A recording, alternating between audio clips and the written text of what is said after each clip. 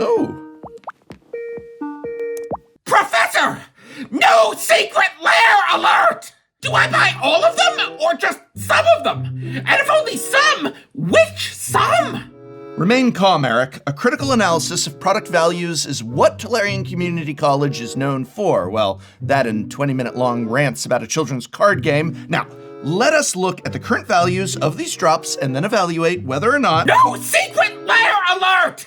There's one with Phyrexian language infect cards. Do I buy that one? Well, first off, do you even play Infect? No! No secret lair alert! This one is like if Lisa Frank did magic card art. But for legal reasons, they can't say it's like if Lisa Frank did magic card art. Yeah, for legal reasons, we must not say it's as if Lisa Frank did Magic the Gathering card art.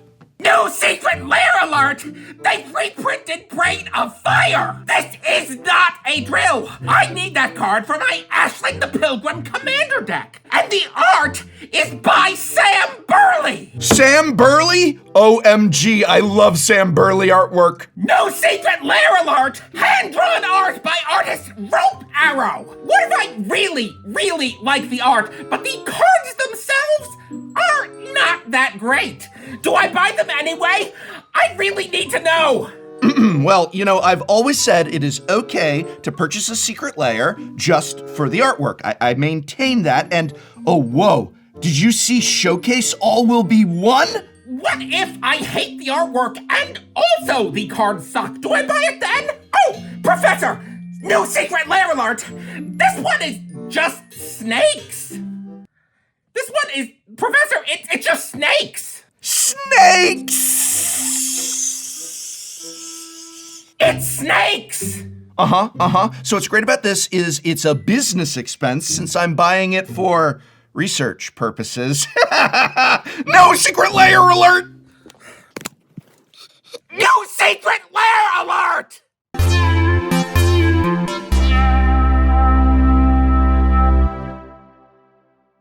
This video will provide a financial analysis of the current super drop of secret lairs being offered. As always, I will look at the lowest available price for each card contained within each secret lair in foil and non-foil, and then determine whether or not that secret lair is worth it to buy. But of course, we are speaking from a financial perspective. I always want to reiterate that a personal appreciation for a particular card or its art is indeed of value, but that value is dependent upon the subjectivity of the individual, and my analysis is focusing just on the financial worth of the cards contained within each secret lair. But as for this secret lair, as well as, whoa, all of these, I'm going to be giving them away to you on my Whatnot stream in March. I'm also going to be giving $15 to anyone who uses my special invite code to sign up for a Whatnot account on Whatnot. That $15 credit can be used for anything on Whatnot, whether it's a Magic the Gathering product from my stream or the many Magic the Gathering products, accessories, cards, and packs that are sold on a variety of Whatnot streams. Just go to whatnot.com/invite/Tolarian College to receive your $15 credit today. And I hope very much to see you on my next Whatnot stream, where I'll be giving away all of these secret lairs as well as a few other goodies. Hey, it's $15. It's Magic the Gathering stuff. There's giveaways. There's things for less than $15. Just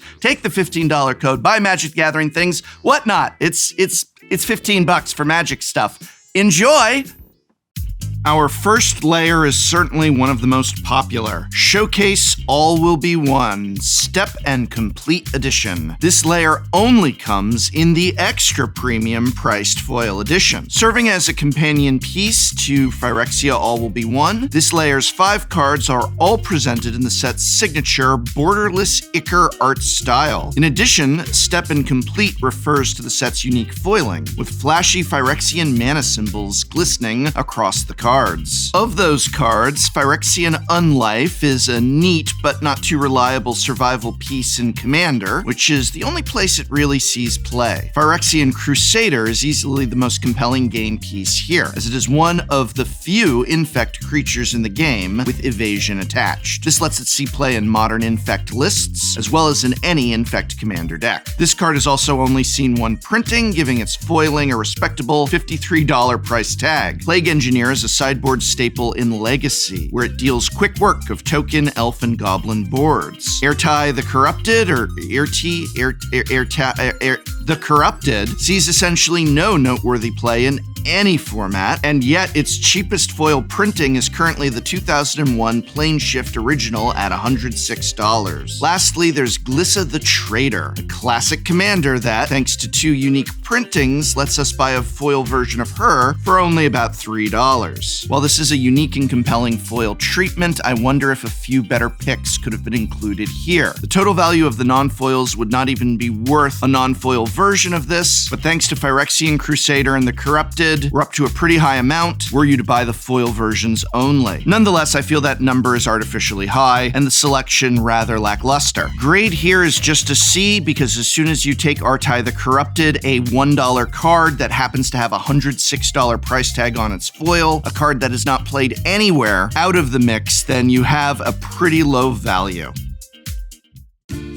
Continuing with our apparent obsession with all things Phyrexian, we have Phyrexian Faves. Now this is a selection of actually played cards, and they are all printed in the highly popular, though still impossible to read, Phyrexian font. Blighted Agent is our low-to-the-ground and reliable infect creature, run in Pauper and Modern alike due to its low mana value and unblockability. Keurig, son of Yawgmoth, has been an all-star in Commander and even CEDH since its release. Despite being reprinted even in a prior Secret Lair, it still commands a handsome price tag. Glistener Elf, even more so than Blighted Agent, is a staple in multiple formats. Pretty much everywhere you'll find a competitive infect list. It too looks lovely with the Phyrexian font. Batter Skull is the beloved equipment of choice for Stoneforge Mystic decks across Legacy and Modern, as well as any Voltron Commander deck. And finally, Inkmoth Nexus is an essential game piece in all major formats that Infect sees competitive play, and thus it's the card that holds the over $30 premium here, both in foil and non-foil. Right now, it's even a win condition in the Modern format's Hammer Time deck, where Colossus Hammer turns the infected Mothland into a one-hit KO. Despite the fact that Blighted Agent and Glistener Elf do not command a very high price tag, the non-foil version of this Secret Lair still has a value of $49.51. The value of the foil version would be in the $160 range had not Keurig, son of Yawgmoth, been reprinted in a prior Secret Lair, making that card available for only $16.91 in foil instead of $92. But that still leaves us with a foil value of $84.83. And given that all, and I mean all of these cards see play in multiple formats, given the on-theme nature of the font and style, I think this is really what a Secret Lair should be. And I'm going to give this an A. It's excellent. Thought and care went into curation and card selection. Bravo.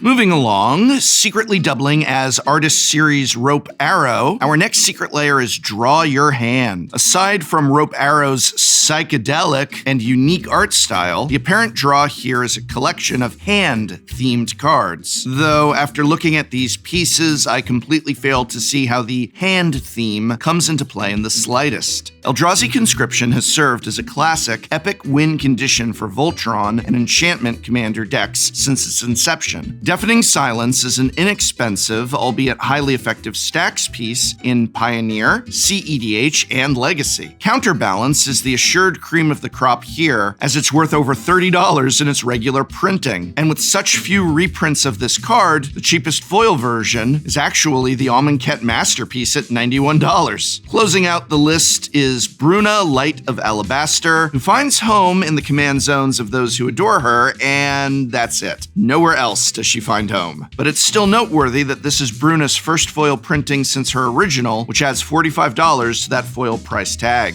This is another case where I wish a fifth card had been included, as values here are already pretty healthy. $50 and change for a non-foil, and $163 and change for the foil. Also, I am really happy to see continued support for fan artists. And just knowing that Wizards of the Coast is now continuing to look out for this kind of talent is indeed welcome news. I'm going to give this one an A-, if only for the lack of a fifth card, and I want to stress that is in no way a reflection of the art style or talent of its artist. But I really feel this could have used a fifth card to put it over the top into pure excellent. As it is, there's a little asterisk in the form of that minus.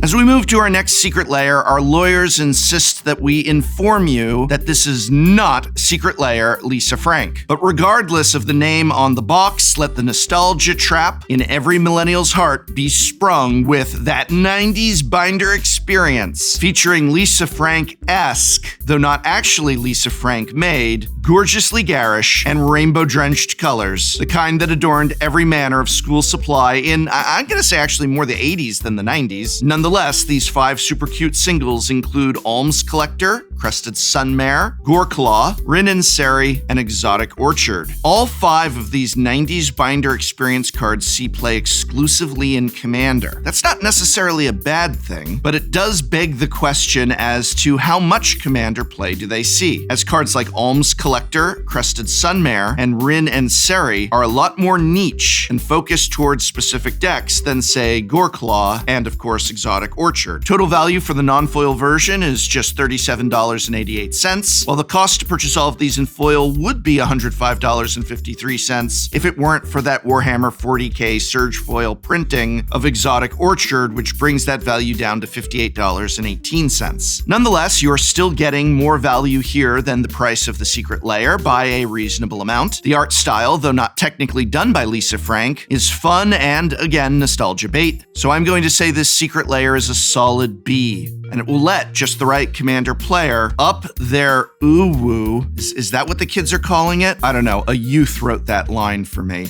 Ooh-woo. What the hell is ooh-woo? Is that when you have blue, white, blue? I don't know what ooh-woo is. Ooh-woo is not from the 90s. I am from the 90s. Don't know the ooh-woo.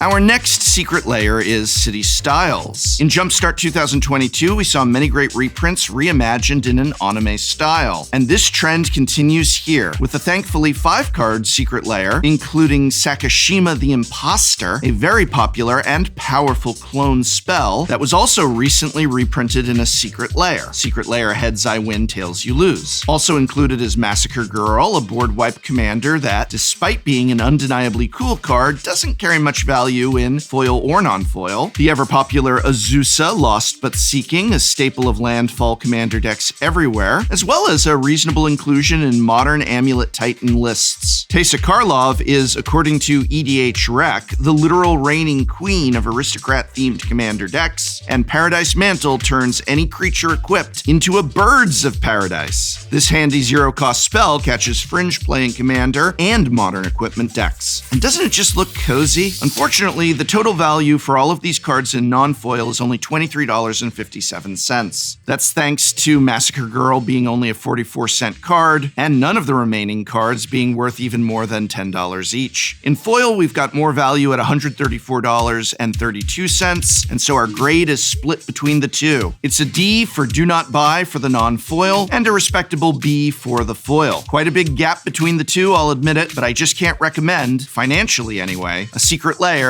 that has less than $29 of value in it in the non-foil version. Oh my god, up next, it's Artist Series Sam Burley with that Braid of Fire reprint for my Ashling the Pilgrim deck. I mean, Eric's Ashling the Pilgrim deck. All right, I wrote the skit. I admit it. I am the one with the Ashling the Pilgrim deck. And wow, is it gonna love that Braid of Fire. I love Sam Burley's art. He must be one of the most talented Magic the Gathering artists working today. And that's saying something because Magic the Gathering has some of the most talented artists in, well, the world. Sadly, we both only have 4 cards here. I again wonder if Sam Burley selected them for his secret layer or had a hand in that, as cards like Master of the Wild Hunt are only 94 cents. Karthus is $4.80. And even a personal favorite planeswalker of mine, Koth of the Hammer, just $3 to $4 for the non-foil and foil versions. These cards really only see play in Commander, and to buy all of them in non-foil currently is only $21. Sadly, even the foil versions of these do not add up to $39.99, as we're at $34 and change. So again, I need to take this opportunity to remind you that even though the financial value of the cards within this particular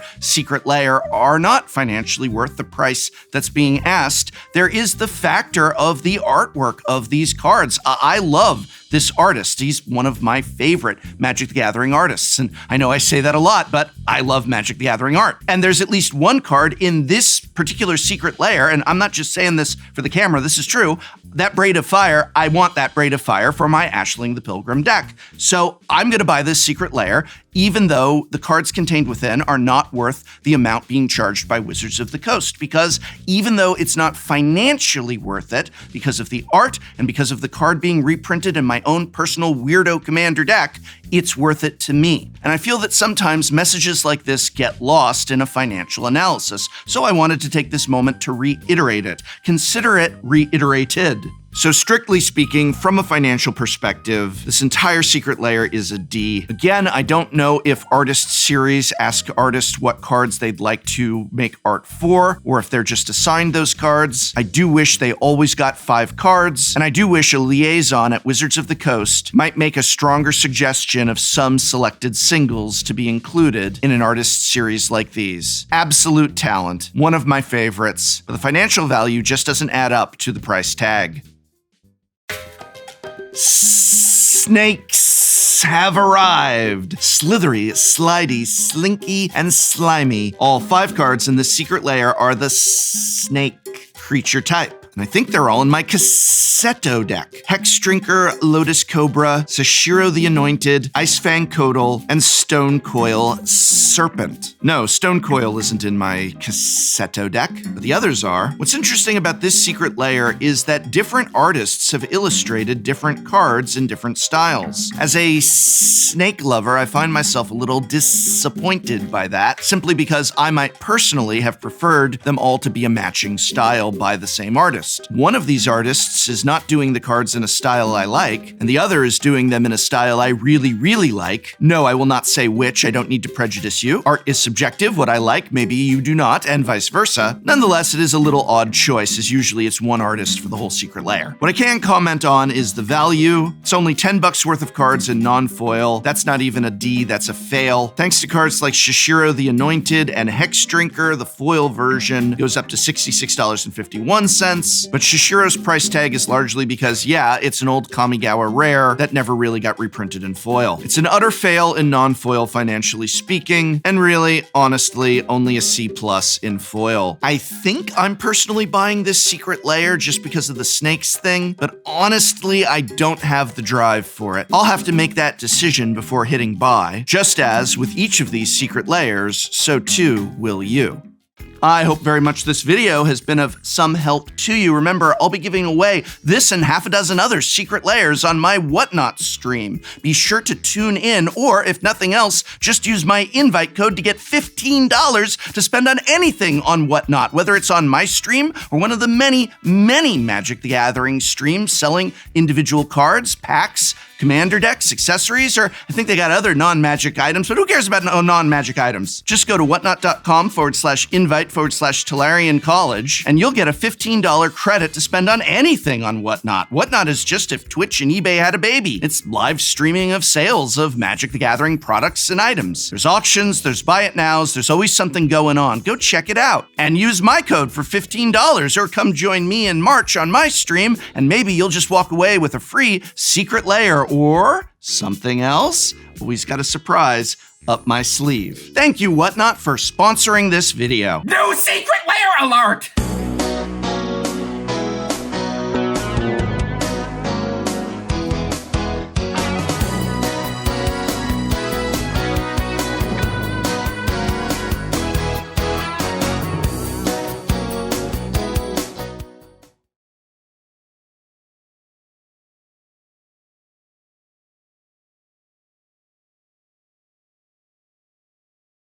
Next time on Shuffle Up and Play. Today, our old favorite classic commander decks, but they're allowed to do a little tune-up if they see fit. My name's Lexi, otherwise known as Micromage, and I have brought Essex. Hi, I'm Amy the Amazonian, and I'm playing Lord Windgrace's Dirty Litter Box. Hello, everybody. My name is Voxy, and I have crabs. Crucible of Worlds. Was that a secret lair? Oh yeah, this is Secret Lair Amazonian. You can only get it from my house.